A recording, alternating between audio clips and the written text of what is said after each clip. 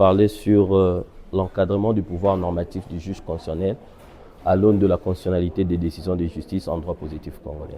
Nous avons pu commencer par un constat.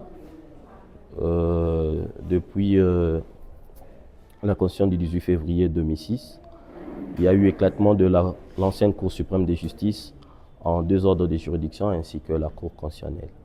Et parmi les compétences qui sont attribuées au juge constitutionnel congolais, nous avons vu démarquer que dans son exercice et dans sa pratique, le juge constitutionnel pouvait en quelque sorte réserver une sanction d'irrécevabilité pour toute requête allant dans le souhait de pouvoir déclarer inconstitutionnelle les décisions de justice. Et à partir de l'année 2022, sous les R-Cons 1800, le juge constitutionnel a pris une autre tendance, celle de pouvoir censurer les décisions de justice, en affirmant la compétence antérieure ou sa jurisprudence antérieure, en se fondant sur deux postulats. C'est que le juge pouvait censurer une décision de justice dans la mesure où cette décision serait irrévocable, c'est-à-dire il n'y aurait plus un juge qui pourrait se dire compétent. Et le second point serait quant à une violation d'une liberté fondamentale à laquelle la Constitution accorde une protection particulière.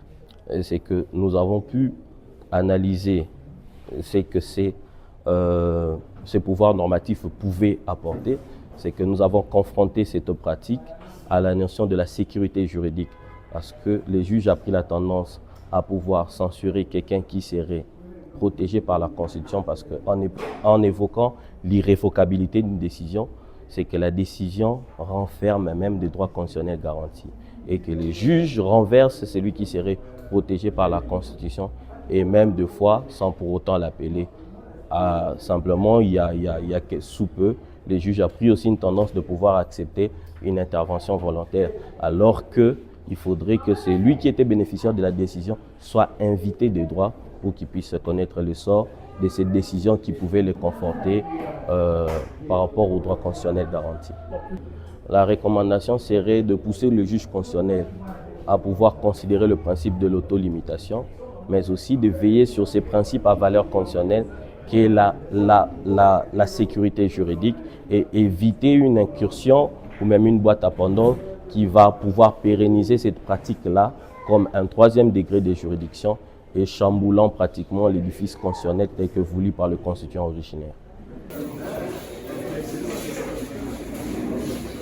Des résultats de la défense de la mémoire de DES-DEA, mention droit public interne, promotion 2022-2024. Mémoire défendue au cours de l'année académique 2025-2026. Après délibération à huis clos, le jury chargé d'examiner le mémoire de DES-DEA en droit de M. Mayini Laguidé Vidéo-Gracias, intitulé de l'encadrement du pouvoir normatif du juge constitutionnel à l'aune de la constitutionnalité des décisions de justice en droit positif congolais, a pris la décision suivante. Le mémoire du candidat est reçu avec félicitations du jury. La note obtenue à l'issue de cette défense sera ajoutée aux notes de séminaire et d'examen en vue de la sanction finale par le jury général. C'est à Kinshasa le 20 août 2026, les membres du jury.